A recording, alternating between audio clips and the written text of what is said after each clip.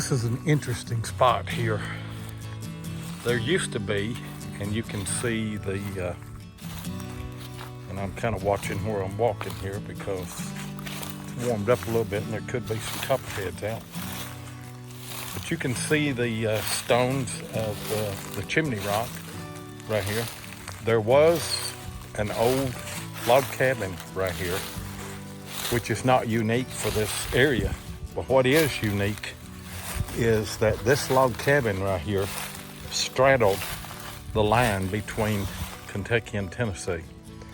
In fact, legend has it that they said about this individual that lived in this log cabin that he slept in Tennessee and he ate breakfast in Kentucky, or vice versa. I don't remember which it was.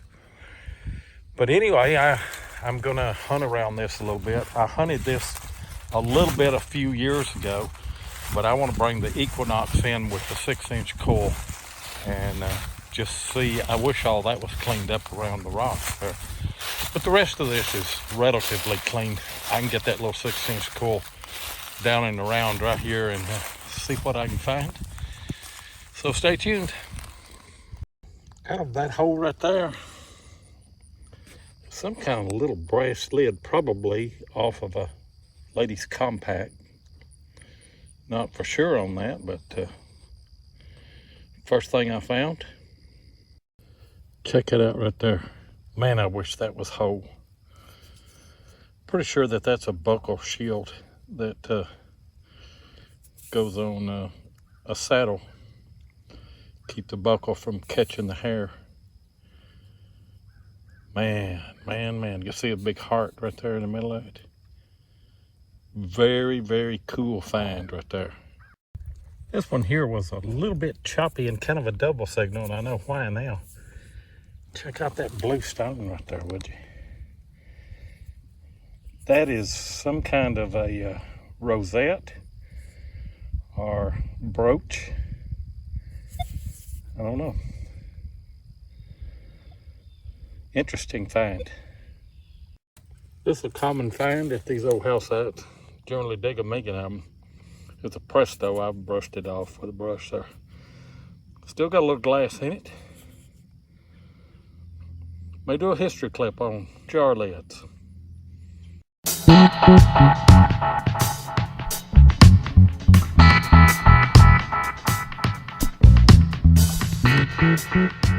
One common find when hunting old house sites are the zinc lids that were used on what are commonly called mason jars. But these weren't the first jars to be used. Among the earliest glass jars used for home canning were wax sealers, so named due to the sealing wax that was poured into a channel around the lip to secure a tin lid. This process was complicated and error-prone, but it became popular in the late 1830s and early 1840s. This was improved by the mason jar, which was invented and patented in 1858 by a tinsmith named John L. Mason. Raised in Philadelphia, he moved to New York and filed his jar patent at the young age of 26. As a tinsmith, Mason first created the standard zinc thread cap and then the jar to go with it.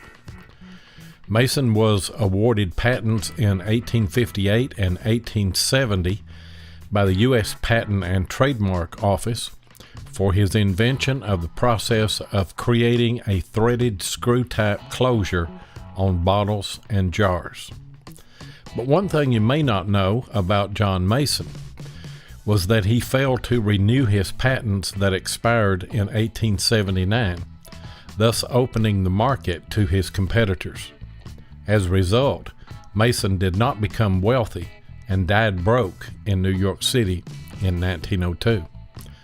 So now you know a little bit more history about those jar lids that you dig.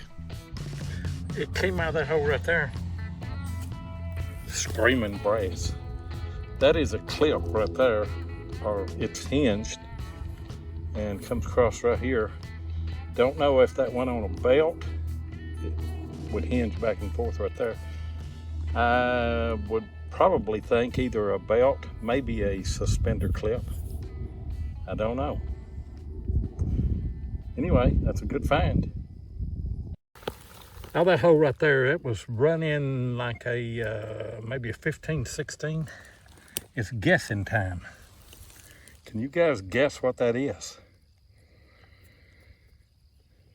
Yep, that is either a guitar or banjo. It's a tuner off a musical instrument, stringed instrument. Probably a guitar the way it looks, the length of these right here. But I'm not sure. I've never found one of those. That's just the way it looked when I turned this plug over right here. Pocket knife. Looks complete except for the handle pieces are gone. That might have been T-Cap's pocket knife.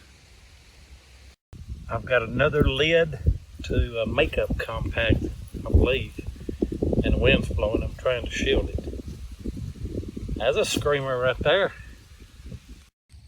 I remember finding a few of these last time I was here in this area. It's part of a foot off of maybe a piece of furniture, a stove or something. But I found a few of these over in this area. And I'm just right down below the chimney stack right here. Check out this square nail right here. Not a bit of rust on it. That's the way the old ones are. I guess because they were hand forged. May have been the iron that they used, I don't know. That's almost as clean as the day it was driven into a board in this house, I would say. I'm just right behind the old chimney stack here. Check this piece out right here. Is that a strawberry? Or what is that right there? I think that this may be the lid to a compact, but I'm not sure. Screaming signal. I thought it was going to be another jar lid. I've dug several of those.